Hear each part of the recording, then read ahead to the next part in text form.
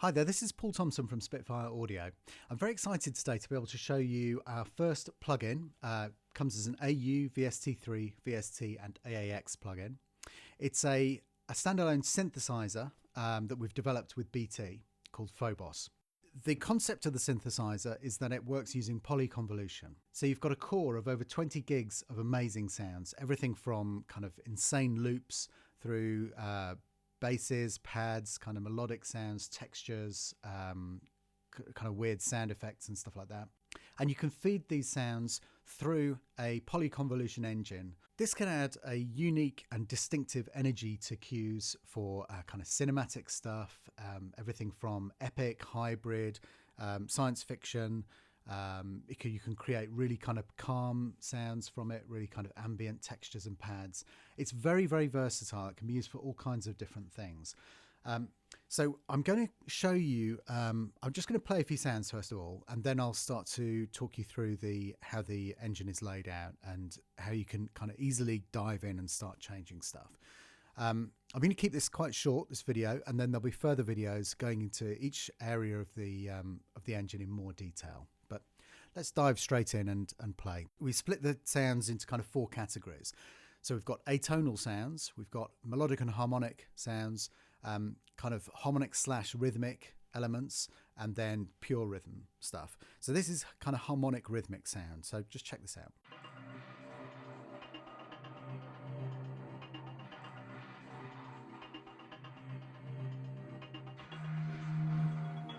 So you can hear that we've got, we're using a variety of different sources and we're feeding them into a different kind of set of convolvers, some of which are producing melodic output and some of which are producing kind of rhythmic output and some kind of hybrid combination of those.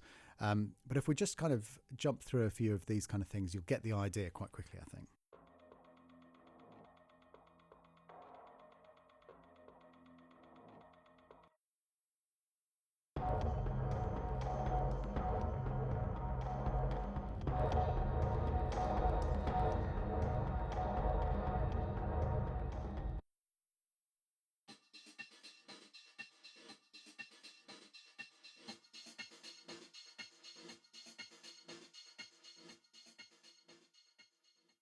So when you're designing the sounds for this, it's really entirely up to you how much of each sound you allow through as itself and how much you just rely on the convolution to actually change the sound.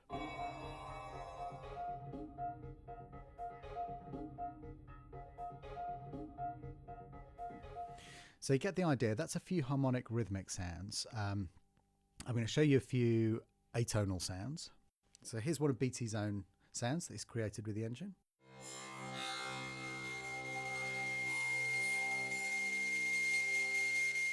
So you can hear it quite complex. There's quite a lot of stuff going on in there. Let's check out another one.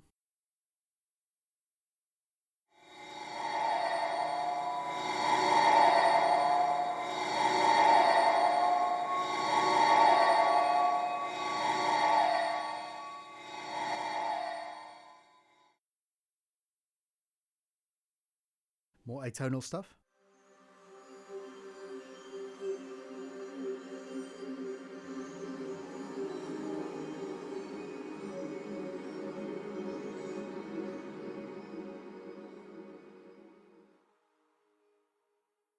Let's check out a few pads.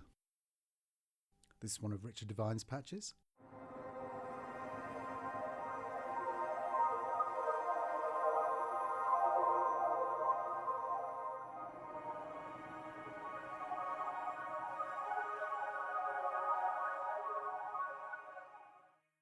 And let's check out another one, Arctic Night.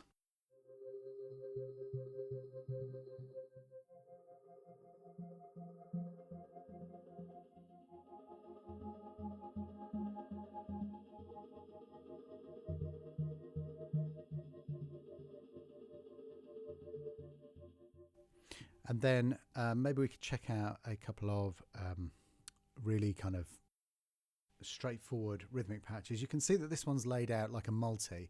Now this one is literally not using any convolvers at all. This is just so you can hear some elements of the source sounds.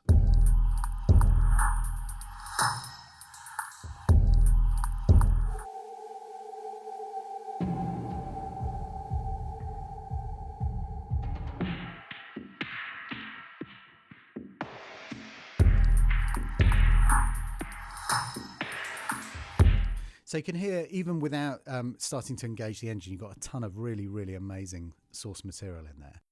So let's check out a couple of BT's harmonic melodic sounds.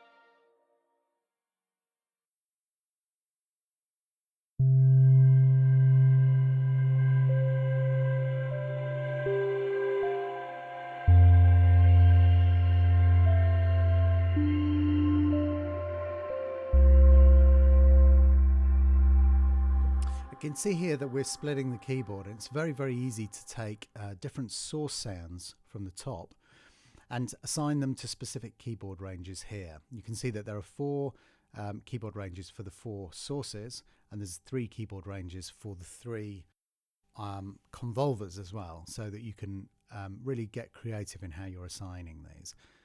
Let's keep looking through some sounds.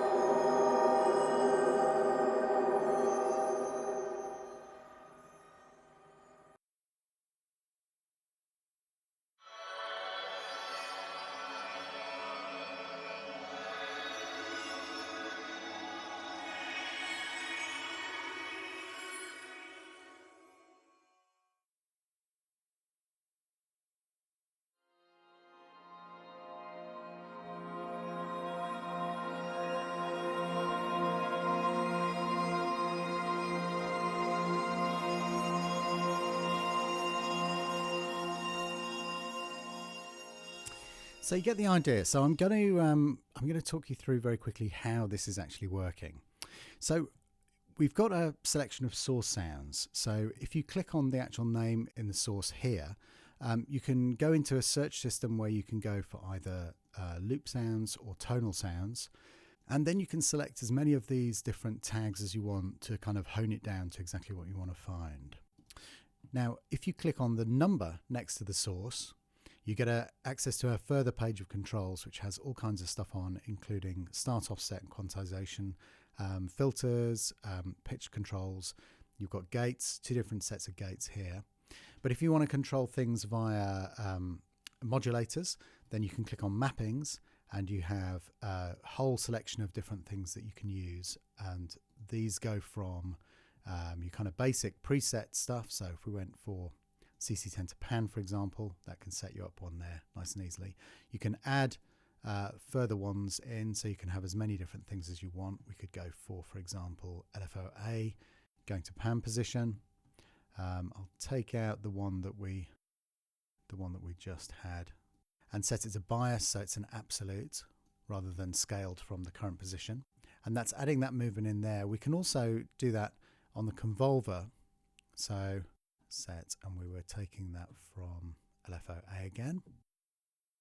And then I click here to go into the LFOs, and let's turn LFO A onto a triangle wave. Rate a quarter, that's pretty heavy, but you can hear that actually working there. I'll turn the dry signal down altogether. So you can hear that working clearly on the output of convolver W. And if we turn the output of that down and just turn the dry signal back up, you can hear it working on the source as well. So the sources feed into this triangle here. And then when you move the kind of puck around, you can determine what effect it has via what different convolver it's sent to. So let's quickly create a sound entirely from scratch. So we'll load a beat into the first source sound. So that sounds pretty cool. Let's turn the dry signal all the way down. So now we need to load some IRs into our convolving engine. So this one I've just picked at random. So let's shape that. Okay, now you can hear that we can hear the beat coming through now, and that's because we've picked a beat as our convolving signal. If we pick a wave,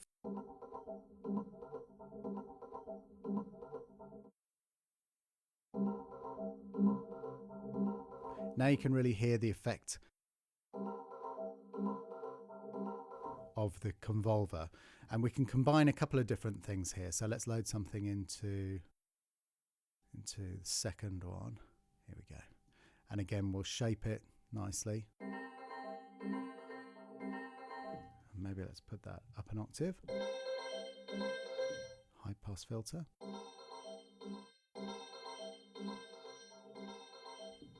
And then we can check out the different beats, different ways to change the rhythm that's feeding in.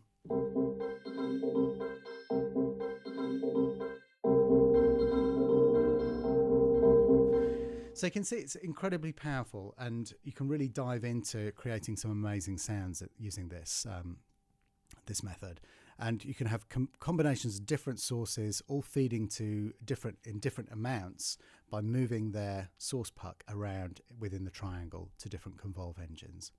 So you've got your LFOs in here, you've got your different ways to map those, and other things like velocity and all of the different things in this list, through to different controls in the synth.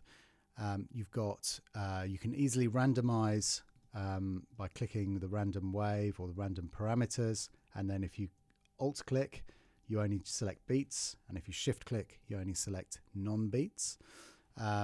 You've also got the ability to click on the letter or the number next to the name, and that takes you to the extended controls here.